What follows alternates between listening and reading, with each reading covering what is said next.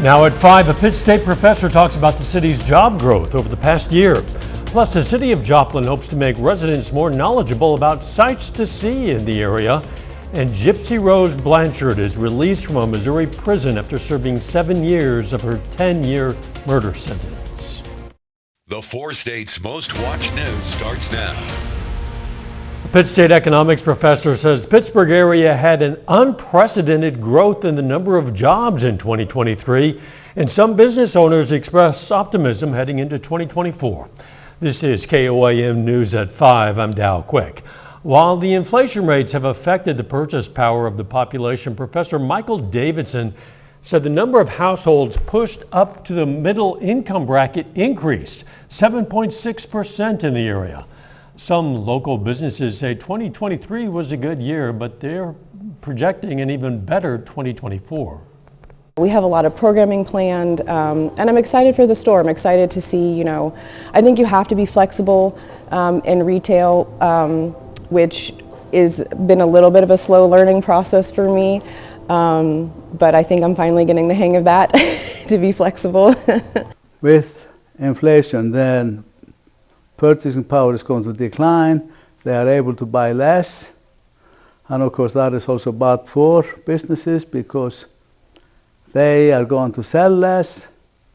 If it wasn't for the fiscal stimulus, then of course economic activity would have slowed down. Davidson projects inflation nationally and locally will continue dropping in 2024. However, he believes energy prices and housing prices are still going to be relatively high. Groceries are about to get cheaper in Kansas. That's because the second phase of the Axe the Food Tax Act takes effect in the new year. It's going to cut the state sales tax on groceries from 4% to 2%. Governor Laura Kelly says that's going to result in $150 million in tax relief for residents. The final phase of that act will eliminate the tax altogether in 2025. City of Joplin is working on a new program aimed at making residents more familiar with their community. It's called the Hometown Tourist Program. Officials say they want to educate people on all of the fun places to do and see in the region. To encourage people to come to Joplin to visit. A lot of them may not come here as their final destination, but they come through here on wages to other places, so it's very important that we position ourselves the best we possibly can. The city is still working on guidelines on how to educate residents about the various attractions. Let's check in with Chloe Arroyo now for our first look at the weather. Thanks, Dow. Earlier today, we saw some snowflakes once again, just like we did yesterday, that have since fizzled out, pushed further south, turned into rainfall. Now we're waiting for our second round, which is further up north. This is in Illinois, a little bit in Iowa, extending into Missouri right now. Now we're a little bit above freezing in the upper 30s, lower 40s right now, but as we get past sunset, we're going to cool down pretty quickly into the below freezing range, which will support us well for those snowfall the snowfall that we could be seeing in Missouri and in Arkansas right now. Now coming up in a bit, we'll talk about the full timeline on that snowfall as well as our New Year's Eve forecast, and a new year could possibly bring some new temperatures. I'll have the details. See you in a few. Gypsy Rose Blanchard was released from a women's prison in Chillicothe, Missouri this morning. Blanchard pled guilty in 2016 to the second-degree murder of her mother, Dee Dee. Gypsy claims her mother abused and deceived her. Gypsy then convinced her boyfriend, Nicholas Godejohn, to commit the murder. Blanchard's release today was private. It occurred at 3 a.m. As thousands of migrants trek northward, U.S. officials say they're working with Mexico to limit the number of people trying to cross the border into the U.S. Secretary of State Antony Blinken and Homeland Security Secretary Alejandro Mayorkas met with their counterparts yesterday in Mexico City. Afterward, a U.S. official said progress is being made. It comes as migrant crossings, they've reached record levels. Republican presidential hopeful Nikki Haley's exchange with a voter at a New Hampshire town hall has kicked up some controversy and criticism. It comes just a few weeks before Republicans in New Hampshire will pick who they want as their nominee. Nicole Skenga has more details now from Washington. I do believe Berlin is now my favorite place. Campaigning in New Hampshire Wednesday, Nikki Haley stumbled into a controversy when she was asked about the cause of the Civil War. Well, don't come with an easy question or anything. I mean, I think the cause of the Civil War was basically how government was going to run, the freedoms and what people could and couldn't do. The questioner followed up, expressing surprise that she didn't mention slavery. What do you want me to say about slavery? Next question. The criticism of Haley was swift and bipartisan. GOP rival and Florida Governor Ron DeSantis weighed in today. Not that difficult to identify and acknowledge the role slavery played in the Civil War, and yet that seemed to be something that was really difficult, and I don't even know what she was saying. Fellow presidential contender Vivek Ramaswamy chimed in saying, "When you try to be everything to everyone, you're nothing to anyone." And President Biden retweeted a clip of the video saying simply, it was about slavery. Wow, look at this. Haley, who served as governor of South Carolina, worked to spin her answer during another stop in New Hampshire Thursday morning. I guess if you grow up in the South, it's a given that it's about slavery. To me, it was about but freedom. What do you do? It's bigger than slavery. That was such a stain on our history. But what do you take from it going forward? Haley has emerged as one of the leading challengers to former President Donald Trump. Thank you. Who remains the frontrunner for the GOP nomination. Nicole Skanga, CBS News, Washington. Now, Haley, who is from South Carolina, has struggled to answer the question in the past as well. She was asked about the cause of the war during a 2010 interview, and she said it was about tradition versus change. Still ahead, a new study links a common anxiety medication to miscarriage risk. Plus, pineapples aren't just for eating. The FDA has now approved them to use in a cream to treat burns. Topping today's Health Watch, a common anxiety and insomnia medication could contribute to miscarriages. A study in JAMA Psychiatry found pregnant women who took benzodiazepines had a 70% increased risk of a miscarriage, even after accounting for other factors, including genetics. Researchers say healthcare providers need to carefully consider the risk-benefit ratio for pregnant patients. Virtual doctor visits are much more beneficial when having them with a family doctor. That's according to new research led by the University Health Network. The study found patients who received virtual care from doctors outside their family care team were 66% more likely to visit the ER within a week of their visit. Researchers say it shows the doctor-patient relationship makes a difference in the quality of care patients receive. Pineapple is a food with a lot of impressive health benefits, and now it's being used in a cream to treat victims of deep burns. Reporter Carolyn Gussoff spoke with one of the first patients to be treated with the cream since it received FDA approval. An indescribable nightmare, says Charles Garrison, a disabled man who was burned at his backyard fire pit. The gas came out and hit my leg, and I went up like a torch. Just 1 month later, he's healing without any of the surgery or skin grafting that's been the standard of deep burn care for decades. Looks like you had a lot of good healing going on. His burned legs are still tough to look at, but vastly improved, thanks to a novel new treatment recently FDA approved. Stony Brook Medicine doctors call it a game changer. Garrison among the first in the nation to be treated with a cream derived from the stems and core of pineapples called Nexobrid. Enzymes present in the pineapple, bromelain, is actually the enzyme which actually does all of the work for us. It dissolves the burned dead tissue and stops at healthy tissue. Within 4 hours, it completely dissolves the dead tissue. And it's very selective, so it leaves the normal tissue alive. Patients can have this done and not require any surgical intervention. The treatment came to Stony Brook by way of Israel, where Dr. Singer trained 30 years ago. He recently completed a study on its effectiveness. This has completely revolutionized the way we take care of burns. In a matter of months, Garrison will begin to see actual skin and hair instead of enduring months of surgery and painful skin grafts. To a burn surgeon, this is fantastic. I mean, you're showing signs of healing, growth of new skin and new tissue. He offered me no promises, but gave me the world. His scars are expected to look as good, if not better, than skin grafting. Carolyn Gussoff, CBS News, Setauket, New York. A low-carb diet can succeed or fail based on the quality of the food you eat. That's the findings of a new study published in JAMA Network Open. Researchers in Boston found low-carb dieters who ate more plant-based protein and healthy fats had much more success staving off weight gain than those who ate animal-based protein and fat. That is a look at today's health news. A little bit later, we're going to look back at the top business stories of the past year. And we're not done with winter weather. I'll tell you when and where coming up after the break.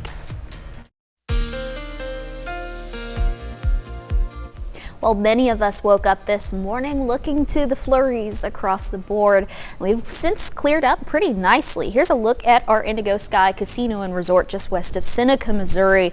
Notice there are very few clouds. We've cleared up pretty nicely, and we saw the sun for once.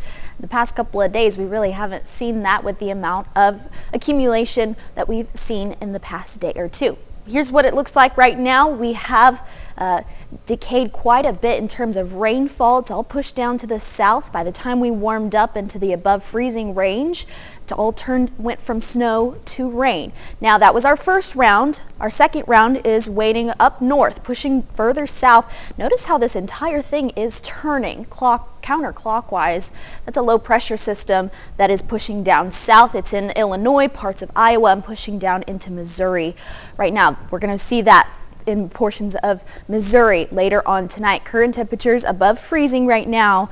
We're going to dip down into that below freezing range here in just a few hours. 40 degrees for Joplin as well as Neosho, 39 for Pittsburgh, Iola. You're at 37 degrees right now, so very cold, but still above freezing, but not for long. Here's a breakdown of what we'll see. Heading into tonight, 11 o'clock, we'll start to see some snowfall a little further north and east of our counties, Nevada, Stockton. You guys will see some snowfall. Notice how these are in lines right here. These are going to be coming in isolated bands of snow. So notice how not everyone will be seeing snowfall. Here's another band right here. It'll be very sporadic. So some people will see those snowflakes late at night and early Friday morning, but not everyone will. Also, another thing to note is that the majority of our counties in Missouri will be the lucky ones seeing that snowfall. Kansas, Oklahoma, tonight's really not your night in terms of snow. But above all, accumulation totals, we're not going to really see much, anywhere from a trace to ½ an inch in Missouri, a couple places here and there in Kansas. A little further north, you guys are a little more lucky, but not by much, 1 inch to 2 inches. So above all, really not going to impact our travels. And in terms of your snow meter, we're no big deal. No biggie right here. Road impacts, very slim, so we're not really at that point for that matter. We'll see a break on Saturday, and then Sunday we'll have a little bit of isolated showers in the afternoon. We'll clear out, have just clouds in the evening for your plans ringing in the new year. We'll see temperatures in the mid to lower 20s, 26 by midnight. And then heading into 2024, we're going to dip down into the lower 20s. So if you have outdoor plans, bundle up for sure. Get the layers. We're talking the gloves, we're talking the hats, scarves, all of it. So we're making sure that we're staying safe out there. Here's a look at the rest of the week. The coldest day, Monday, 37 for your high, but look at that. By the time we get into the new year, we might warm up. Looks like 50s, Thursday, Friday, Saturday, 54 for our high. So we're on a warming trend eventually. Yeah, not a bad start to a brand new year next week, especially after we get past Monday. Absolutely. Thanks, Chloe. Coming up, the latest unemployment report from the Labor Department. Topping today's Consumer Watch, more people than expected applied for first-time unemployment benefits in the U.S. last week. That's according to new data released by the Department of Labor. It shows there were 218,000 initial claims for unemployment last week. That's an increase of 12,000 from the week before. It's also more than what economists were expecting, which was 209,000 initial claims. Federal Trade Commission says Americans lost nearly $9 billion last year to scams. One top scam targets people looking for work. It's a complicated con where criminals pose as employers to get personal and banking information. Do not fall for it. A report from the Better Business Bureau finds it's the #1 scam among young adults. The Fed cracked down on inflation, labor flexed its muscle, and Twitter became X. Plus, turmoil in the AI industry, and a one-time Silicon Valley star reports to prison. Reporter Jared Hill has a look back at some of the top business stories of 2023. Elizabeth Holmes entered a federal prison in Texas to begin her 11-year sentence for fraud. It was a stunning downfall for the woman who founded Theranos, promising to revolutionize healthcare. Once the star of the cryptocurrency world, Sam Bankman-Fried had his day in court. The founder of the FTX exchange was convicted of 7 counts of fraud and conspiracy and could face decades in prison. It's a warning to every single fraudster out there who thinks that they're untouchable. To cool inflation, the Federal Reserve raised interest rates to the highest level in more than 2 decades. The rate hikes contributed to the collapse of Silicon Valley Bank in March, one of the biggest bank failures in U.S. history. Days later, Signature Bank went under, and in May, First Republic. I'm angry at the economy and at the people that ran and drew their money out. Rate hikes also hurt the housing market. A 30-year mortgage soared past 8% in the fall, driving buyers to the sidelines. Anticipating the end of rate hikes, the stock market climbed higher. By early December, the S&P 500 was up 20% for the year. Labor flexed its muscle with strikes from Hollywood to healthcare to the UAW. The big 3 automakers agreed to hefty wage increases to end a 6-week walkout. It's definitely going to be life-changing for the people. Some big-name bankruptcies in 2023. Rite Aid and Bed Bath & Beyond filed for Chapter 11, and WeWork's bankruptcy continued the downward spiral for what had been one of the world's most valuable startups. Fox News faced consequences for pushing lies of a stolen 2020 election. The media company agreed to pay nearly $800 million to settle a defamation lawsuit filed by Dominion Voting Systems. Stores hired extra security for holiday shopping after a wave of brazen robberies were caught on tape. Target closed stores in 4 states, saying the crime wave was jeopardizing safety. Twitter became X, and hundreds of advertisers pulled out after owner Elon Musk agreed with an anti-Semitic post. He said the boycott would eventually bankrupt the company. I got some Bud Lights for us. Bud Light also faced a boycott after a transgender influencer promoted the beer on Instagram. Right-wing media triggered the backlash, causing Bud Light's sales to slump. The AI company that released ChatGPT to the public had some drama in the C-suite. The board of OpenAI fired Chief Executive Sam Altman.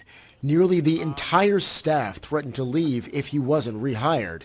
Within days, that's exactly what happened. And Barbie shattered the glass ceiling.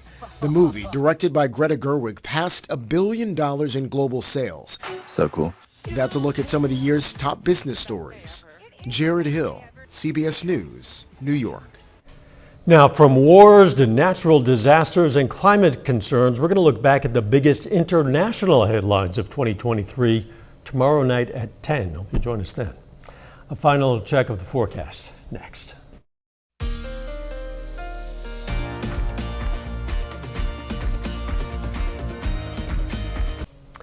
Up next on the CBS Evening News, how AI is helping identify exactly where cotton products are made. Then on KOAM News at 6, we're going to have more on job growth in the city of Pittsburgh in 2023, also expectations for next year. Plus, the Wildcat Glades Friends Group hosts an educational game of bingo that includes live animals. Yeah, and Neosho boys and girls basketball teams hit the hardwood. It's day 2 of the Neosho Holiday Classic. Stay with us for the CBS Evening News and then KOAM News at 6. Chloe, back now as the old year winds down. The temperatures, it's chilly, but boy, we've experienced a lot worse in years past. It's not too bad. We sure have. Thankfully, it's not like single-digit temperatures right now. Absolutely. So we can be thankful for that for sure. We'll see a break in terms of snowfall until tonight. Parts of Missouri might see some flurries here and there before we see a break. A couple showers Sunday afternoon, but nothing affecting your plans Sunday evening for New Year's. It looks like dipping back up into the 50s before the next week is Boy, through. That's amazing. Isn't that a nice change? Yes, indeed. Thanks for joining us. CBS Evening News is next. And of course, we're going to be right back here for KOAM News at 6. See you then. Let's make it a great evening.